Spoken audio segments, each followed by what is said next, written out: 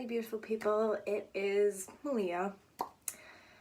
So, this video, as you can probably tell by the title, is a video that I promised to do like 2 years ago, I think. Not entirely sure on the exact time, and I was like, what, 14? Maybe even 13? I think 14 when I stopped doing YouTube. And I promised that I would make a video about why I was like not uploading as many videos and stuff like that and all that kind of stuff. And I never was able to do it. So I guess we're going to do that today since I kind of feel bad, and I've been thinking about it a lot lately, and I'm looking at other people's YouTube videos and stuff like that, and I'm just kind of like, you know, like other YouTubers, they explain why, and I did promise, and I don't like breaking promises, so since I have never fulfilled this promise, I feel like I must, even if not that many people are going to see it, I feel like I really do have to fulfill this promise, because it was a promise. And I guess if some people are thinking that I'm kind of weird or stupid or like, why are you back on YouTube? Get off of here, you don't belong on here or whatever, then I'm sorry, but like I said, this is a promise, and I don't like breaking promises because that is just mean. That is not something that I like to do. Promises are very close to my heart, and I prefer to keep my promises. So, this isn't really scripted. I don't really have any notes. So let's just get into the whole fact about what was happening around that time. So around the time when I started slowing down with my YouTube videos, I was starting to realize, you know, like I was trying a little bit too hard and I wasn't exactly being necessarily myself. Like I was being myself, but it was an over-exaggerated version of myself. I am very much in people's faces, but overdoing things and acting like a complete idiot is not something that I am comfortable with anymore. Little 14-year-old me was comfortable with that. She thought that was funny and cool, and that's great that I was able to explore myself at a young age and all that kind of stuff. But I started slowing down because I realized, you know, this isn't really what I want to be putting out there anymore. And I was running out of ideas about, you know, what do I do? What do I want to do? Stuff like that. I also just kind of had this thing where I didn't have a lot of friends, and I felt like YouTube was this place where I could, like, I don't know, just show people who I was and stuff like that, and it could be like a substitute for friends. And in all reality, YouTube is not a substitute for real life and real friends and stuff like that. It's not. And I just, you know, I started realizing that as well. All this realization, so then I just finally just kind of stopped. Another thing that played into it was 2 years ago, my dog, Mandy, I'm pretty sure that I had her in a few videos, but I loved this dog so much. She was my little baby. She was the only thing that I had left of my mother. I may have talked about that before, that I had lost my mother prior. So she was the only thing that I had left of my mother, and it just kind of hurt me, stuff like that. So my dog died in August of 2016 or 17. I forget the exact year. But it was around that time that I stopped doing videos. And then I'm pretty sure that I also, had also uploaded videos of either my guinea pig or my lizard, and who was it? So if that was in August, then that would have been February. So my guinea pig, not entirely sure what happened. See, my dog died from a heart murmur. She was born with a heart murmur, so it was inevitable to happen sooner or later. That, you know, she wasn't gonna exactly live to her full life expectancy because my father didn't want to have so much money spent out for medication and stuff like that. It was just, I don't know. It wasn't something that we could really do a lot with. So it it was inevitable. It was going to happen sometime. But with my guinea pig, we're not entirely sure what happened. I know that when I would pet him sometimes, he would get angry at me, and I think that he might have had some stomach pain or stomach issues, because later on in, I think, February or January, he got really ill and had a stomach bloat. We took him into the vet and everything, and his stomach was just so bloated up. It was terrible. He ended up passing away. So yeah, and as far as the lizard goes, I forget exactly when that happened, because the lizard was more of my father's pet, but I did really care about it, because it was originally my pet, but then for whatever reason, the lizard, I must have done something to scare him or something, because bearded dragons are extremely unforgiving, and he always tried to attack me whenever I would even try to give him food and stuff like that, so I had to have my father take care of him, and he ended up getting, I forget exactly what it's called, but it's bone deterioration. So his bones started deteriorating, and we ended up having to put him down because it was too bad. So all of those deaths happened within that time, and it was really difficult to deal with. So I never really made an explanation or anything like that, because of all this stuff that's happening, and then all this realization of like who I am and stuff like that, realizing, you know, I'm not really an emo and all that weird stuff that I was putting out there. I mean, that's like a whole nother video, I guess. Well, I mean, I guess I can actually cover that in this video as well. Because, I mean, it does need to be covered. And it does have to do with this. So, when I was 13, well, we'll start it when I was beginning. So, I must have been around 4. Okay. So, when I was a 4-year-old, I would always, like, look at, people who looked like this and be like, wow, they look so cool and stuff. Like, wow. And I'm 16, I want to look like that, you know? And stuff like that. It was just kind of like my inspiration. I really liked the look of alternative people. So, like, goth, emo, punk, scene, heavy metal, or metalhead, or whatever it's called. I'm not entirely sure all the stereotype names or anything like that. But I really enjoyed the way they looked, and I also had this weird sense of music. Like, I didn't like any music that anybody else was listening to.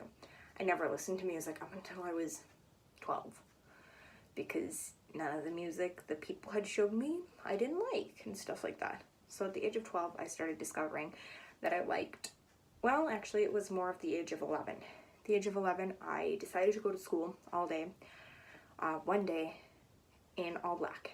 And the teacher was like, whose funeral is it? Class, look, Malia is over here dressed in all black. She must be going to a funeral. So from then on, in school, I ended up trying to dress in all different patterns and colors just to try to fit in. And I never did. Because then they started laughing at me because my patterns and colors didn't match. So, the tip for that is, just don't care, because everybody's gonna have something to say. Anyways, at the age of 12, so maybe a year later, I decided to start experimenting with more black clothes and stuff like that, and I don't know, I started buying like studded things and all that kind of stuff. So, you know, from the age of 12 to 13, I was just kind of experimenting with it, and then I felt like I needed a title or something. I started looking into the gothic subculture, but then with all the stereotypes and stuff like that, I thought that goth was something like, I don't know, like they all worshipped Satan and were like witches, or believed that they were vampires or something. And I just thought that it was like something like really, really, really taboo or something like that. And then I was like, okay, well, emo is something that works a little bit better, right? I'm mentally unstable and I like alternative stuff, so let's be emo, right? No. How do you know? Okay. So, later on, like the video I made about why I wasn't emo anymore was because I felt like it was like just making me more of like a depressive person, like just kind of, I don't know, just emphasizing on that part really more, because I took it more of that side than anything. So that wasn't good. And I just, after that, since I had went through such a severe, necessarily depressive episode, if you want to say, I didn't want anything to do with the alternative style or anything like that, because I just felt like it would make me be depressed. So I tried dressing, you know, in colors and stuff like that for about a year and a half maybe. And so that was like from the age of 15 to part of 16. And I didn't like it. I did not like it at all. It wasn't me. It was weird. Granted, I had some really pretty clothes and stuff like that. Everything about it was really nice as far as like the clothes and stuff that I had. Like I still had this like kind of like weird sense of style, and I still mixed in some like alternative stuff with it, like, you know, putting fishnets and neon colors and stuff like that. I still tried mixing some of that stuff in there, and it never, I wasn't comfortable. I was not comfortable. And I feel like one of the most important things, at least for me, is as long as you are not showing off your boobs and your butt. Like, I mean, I guess for the people who want to show off their boobs and butt, who am I to judge you? But for me, I as long as I'm not showing off my boobs and butt, if I want to wear all black, great. Because that's what I'm more comfortable in. And, you know, I've always kind of felt like I belong in some sort of like label. I don't know. I don't know if I, like stereotype, like subculture, there we go. Some sort of subculture. Like I said, this isn't scripted, so I have no idea what I'm talking about. So, like, I don't know, at the age of 16, I started looking up more and more things about the gothic subculture, because I was like, you know what? The whole idea originally was that I wanted to be goth, but then I was scared that I had to be like a demon worshiper. So let's go back to that and see what it's all about. So I started looking up all that stuff. You know, I did bunch of research for about a month. I was doing research about it, you know, all that kind of stuff. So if anybody's like, well, you really don't know what it is, what are you doing? I have been doing a lot of research, so just zip the lip. Okay, and I found out that I fit into the gothic subculture a whole lot better than I ever did in even the emo subculture, because I was just trying way too hard. The gothic subculture is very, oh boy, the words don't want to work. Accepting, very accepting and stuff like that. The emo subculture nowadays is based around depression. That's all I can say. It's based around depression and rap music, and I don't believe in that. I'm sorry. It's not something that I want to be involved with. I would rather have a fashion statement that can be classy, beautiful, but yet a little bit dark. And that's based around a bunch of different interests like taxidermy, entomology, literature, candles, trying to think of what else. Porcelain dolls, old things, stuff like that. That's based around that rather than depression and rap music nowadays. You know, I'd rather have something that's a bit more expressive and that isn't so constricting or restricting. Yeah, there we go. Because that's just the way I am. I like to be all over the place. That's the way I am. So that's also another reason why I wasn't making many videos, because it was kind of like a weird identity crisis where I'm like, this isn't me. I'm being stupid. What am I thinking? And my whole identity on YouTube was about being emo. Because you know, emos always get all the more attention and stuff like that. I don't know, that's what I thought was cool, and I'm like, oh, okay. So that's part of the reason why as well. And I also thought that goth was like this like really, really depressive thing. It's not. It's really not.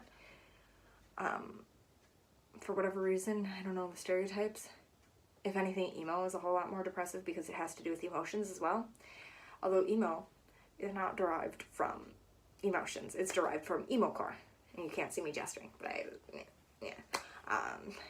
it's derived from emo-core, which is a type of music. So, I mean, like, emo has, like, a lot of things to do with emotions.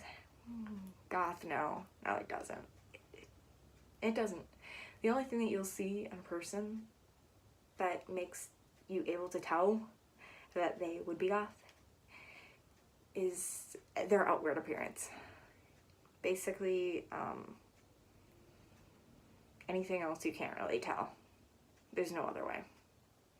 So just like the identity crisis and things like that, it was a weird time in my life, but just kind of discovering who I was and what I can be and what I can do, and stuff like that.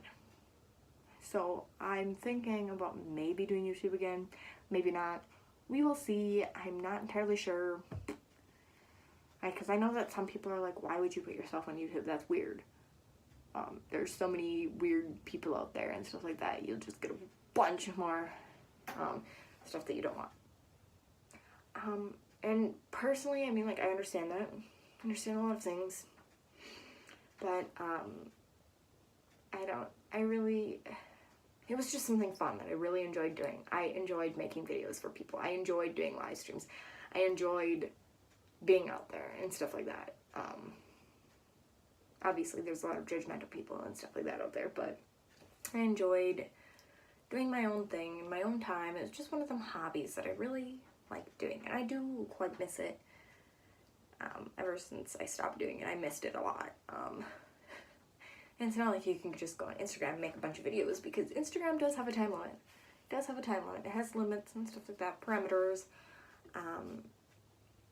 So I'm thinking that I might do it. Maybe not entirely sure. We'll see how well this video does, and we'll try and figure it out.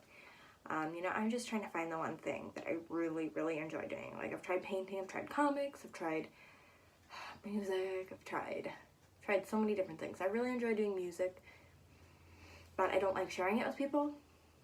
But the main thing of this is I'm trying to find something that I can share with others that would be entertaining. Because that's kind of what I've always had a dream of, like, being able to share. Like, I don't have a dream of being famous or anything like that. I mean, like, that might be cool in some respects, but I don't need people screaming at me or anything like that. I don't know. I've always liked the idea of being able to entertain people, whether it be a small little crowd that enjoys seeing what I do, or a large crowd. I guess that's okay, but it's not exactly what I want, but okay. Anyways, yeah. So I'm thinking of maybe doing YouTube and trying that out again, and just trying to be more myself and not in your face, just doing more talking like this, rather than trying to have this, like, weird in your face aspect. So just let me know what you think. This video is kind of going to be a little longer. But anyways, this is why I stopped doing YouTube, because of all these things that were, like, thrown at me at that time. So anyways, this will be the end of the video, because otherwise I'm just going to keep talking and talking and talking. There are plenty more reasons and stuff like that, but these are the main base reasons. This gives you kind of somewhat of an explanation. So if you enjoyed this and you would like to actually see more, leave a like, maybe even comment, subscribe. I don't know. If you want to subscribe, go ahead. I might make more. I might not. We don't know. We'll see. But yeah, I hope you guys all have a wonderful day, and you have beautiful lives. I don't know. Wonderful lives. And yeah. Bye.